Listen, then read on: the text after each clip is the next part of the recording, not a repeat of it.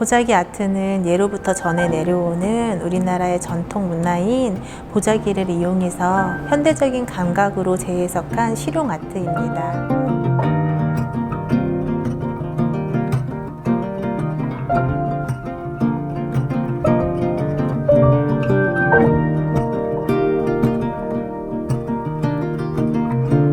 예전부터 사용해 오던 보자기의 기본은 물건을 포장하고 선물할 때 많이 사용을 했어요. 하지만 지금 현대에 이르러서는 물건을 싸는 것 외에 가방을 만든다거나 이렇게 각티슈 커버를 만든다거나 실용 아트에 활용이 가능하고요.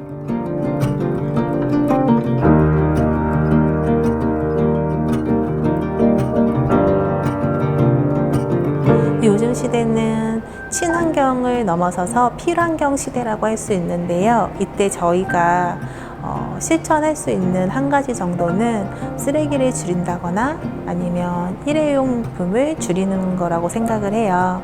그거를 대체할 수 있는 게 바로 우리나라 전통 문화인 보자기라고 생각을 합니다.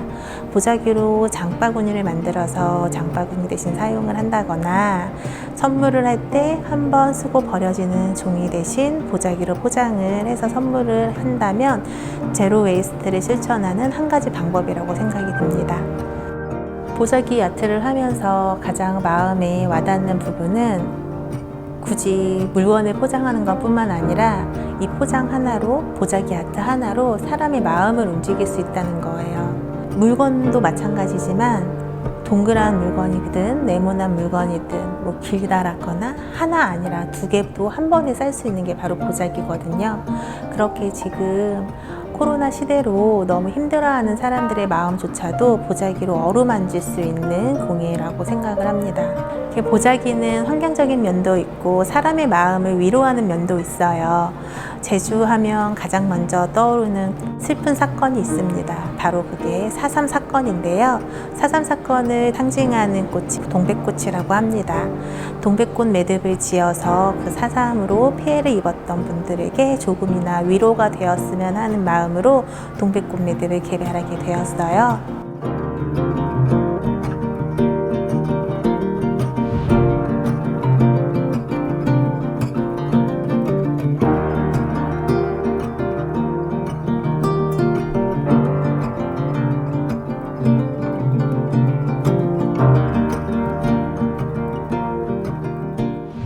이 작품의 제목은 한라보예요.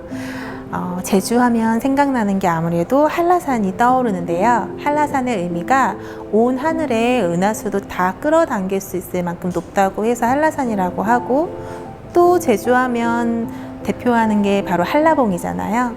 이 보자기의 재질과 색감으로 한라봉을 표현하게 되었습니다.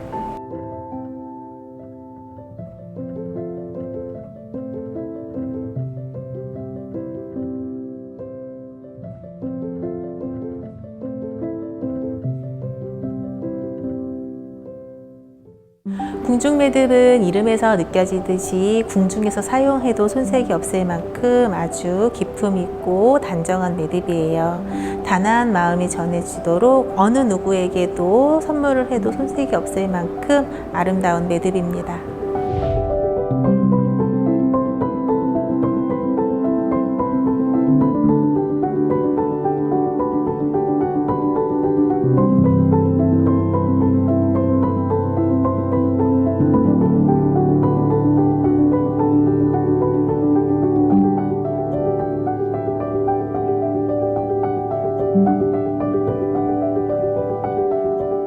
보자기가 태어나서부터 죽을 때까지 같이 한다고 해도 과언이 아니거든요.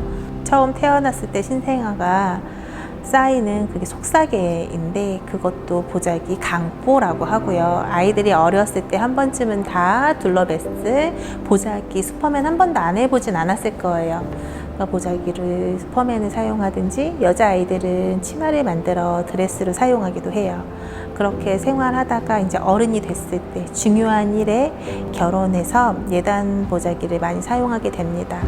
그리고 또 나라에 국빈이 왔을 때는 반드시 보자기에 쌓여서 그 선물이 전달돼요.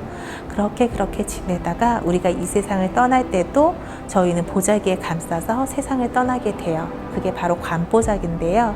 그렇게 우리나라 민족은 보자기 민족이라고 할 만큼 보자기와 깊게 연관이 되어 있어요. 근데 우리나라 사람들이 도리어 보자기에 대한 값어치를 잘 모르고 있다는 게 마음이 많이 아픕니다. 우리가 보자기를 많이 사용함으로 인해서 우리의 전통 문화가 조금 더 세계에 알려지기를 바라고, 일회용 대신 보자기를 사용함으로써 제로 웨이스트를 실천할 수 있는 한 방법이라고도 생각이 듭니다.